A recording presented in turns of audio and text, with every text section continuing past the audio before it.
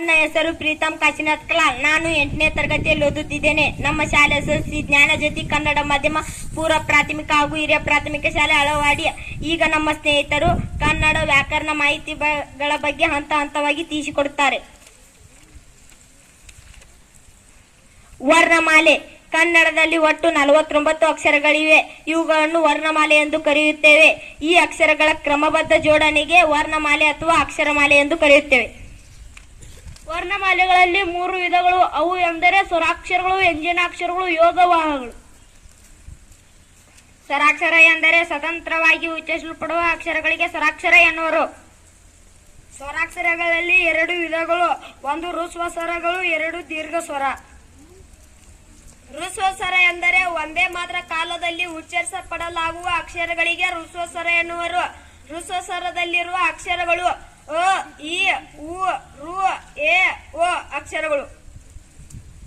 ದೀರ್ಘ ಸ್ವರ ಎಂದರೆ 2 ಮಾತ್ರ ಕಾಲದಲ್ಲಿ ಉಚ್ಚರಿಸಲಾಗುವ ಅಕ್ಷರಗಳನ್ನು ದೀರ್ಘ ಸ್ವರ ಎನ್ನುವರು. ಉದಾಹರಣೆ ಆ, ಇ, ಉ, ಎ, ಐ, ಓ, ಔ. ವ್ಯಂಜನಾಕ್ಷರಗಳು ಎಂದರೆ ಸ್ವರಗಳ ಸಹಾಯದಿಂದ ಉಚ್ಚರಿಸಲ್ಪಡುವ ಅಕ್ಷರಗಳಿಗೆ ವ್ಯಂಜನಾಕ್ಷರಗಳು ಎನ್ನುವರು. ವ್ಯಂಜನಾಕ್ಷರಗಳಲ್ಲಿ 2 ವಿಧ. ವರ್ಗೀಯ ವ್ಯಂಜನ, ಅವರ್ಗೀಯ ವ್ಯಂಜನ. ವರ್ಗೀಯ ವ್ಯಂಜನಗಳು ಇವು ಉತ್ಪತ್ತಿಯಾಗುವ ಅನುಗುಣವಾಗಿ ವರ್ಗ ಮಾಡಿರುವುದರಿಂದ ಇವು ವರ್ಗೀಯ ವ್ಯಂಜನಗಳು. ವರ್ಗೀಯ ವ್ಯಂಜನಗಳಲ್ಲಿ 3 ಪ್ರಕಾರಗಳು: ಅಲ್ಪ ಪ್ರಾಣ, ಮಹಾಪ್ರಾಣ, ಅನುನಾಸಿಕ.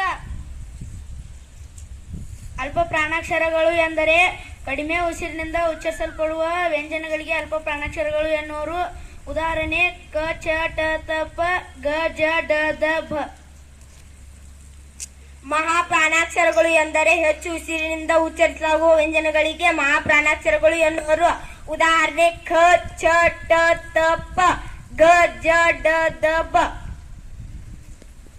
ಅನುನಾಸಿಕಾಕ್ಷರಗಳು ಎಂದರೆ ಮೂಗಿನ ಸಹಾಯದಿಂದ ಉಚ್ಚರಿಸಲಾಗುವ ವ್ಯಂಜನಗಳು ಅನುನಾಸಿಕಾಕ್ಷರಗಳು. ಉದಾಹರಣೆ ನ, ಯ, ನ, ನ, ಮ. ಅವರ್ಗೀಯ ವ್ಯಂಜನಗಳು ಯಕಾರದಿಂದ ಳಕಾರವರೆಗೆ 9 ಅಕ್ಷರಗಳು ಅವರ್ಗೀಯ ವ್ಯಂಜನಗಳು. ಉದಾಹರಣೆ ಯ, ರ, ಲ, ವ, ಶ, ಶ, ಸ, ಹ, ಳ.